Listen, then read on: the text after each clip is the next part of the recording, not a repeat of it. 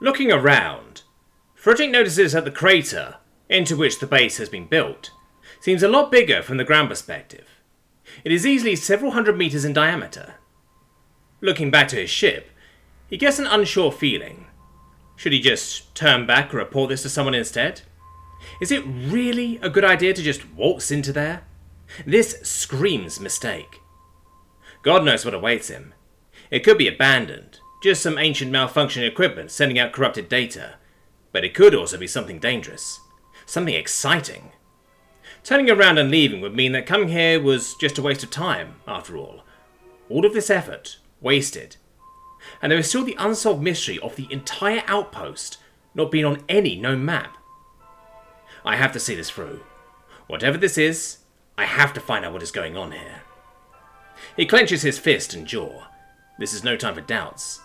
With newfound determination, he walks towards the outpost's open front door, with as much haste as the lunar gravity allows him. Walking on the surface of the moon is frustrating, almost like trying to run in a dream, but there is no other way right now. His Eva pack would run out of fuel too quickly.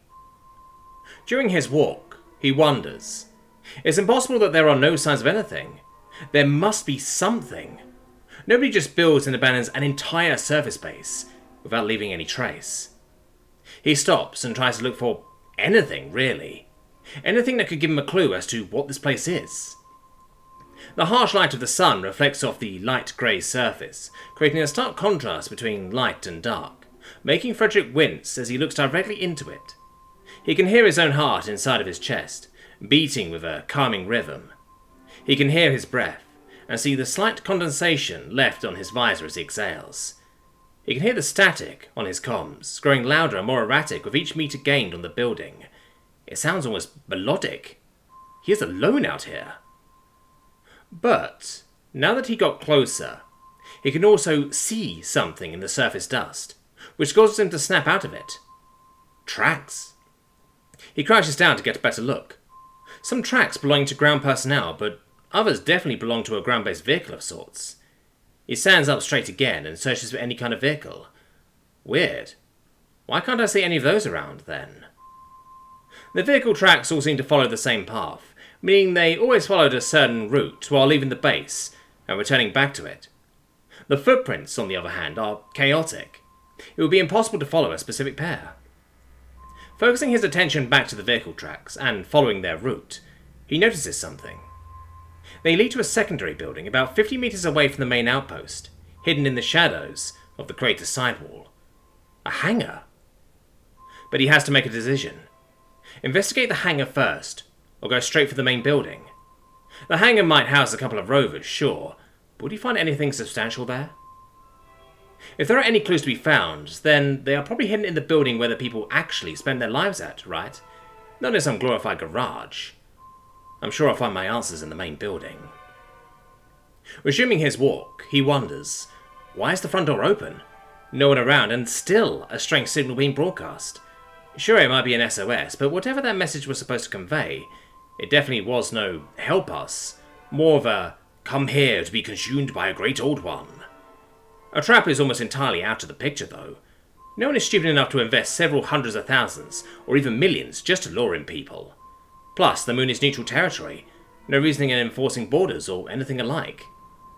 It might be a black site, but that would also make little sense. A proper black site would have better security than this. He probably wouldn't have reached the surface alive if it was. An early second-wave research outpost for a mining facility is a lot more likely, judging by the construction of it. The location underlines his theory.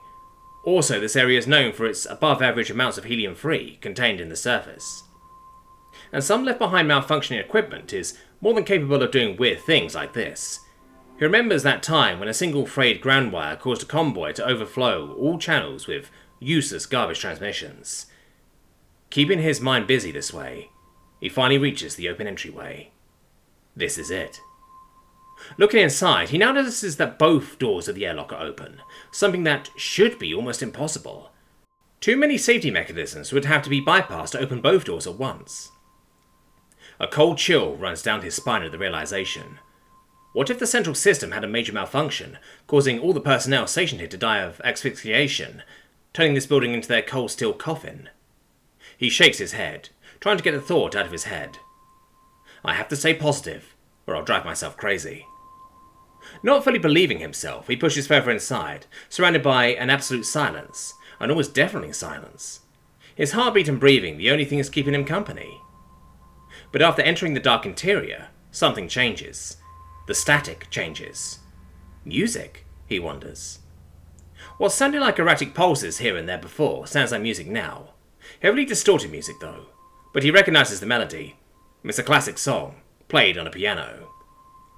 He fumbles with the control pad mounted on his left forearm, trying to fine-tune the signal. Suddenly, the screen turns black and his heart almost stops, eyes widening. Life support. He closes his eyes and listens with a slight whirring of the suit's life support systems. A wave of relief washes over him, as he can still hear the systems working as intended. Thank God. Opening his eyes again, he has to blink a few times as some tears have accumulated. After regaining his vision, he notices that the control panel is lit up again. Welcome home. What the fuck? He taps the screen, trying to dismiss the message. As he does, the distorted music suddenly clears up into a crystal clear transmission. Now he definitely recognizes the melody. But that message he just got means one thing, one very important thing. Whoever or whatever is doing this knows that he just entered the building. This is more than just a frayed wire. This is bad. Wait, what if... He can't finish his thought as, after he turns around, he can barely notice the last moment of the front door closing completely, and the lights are still out. It is quiet and dark, and he is trapped in here.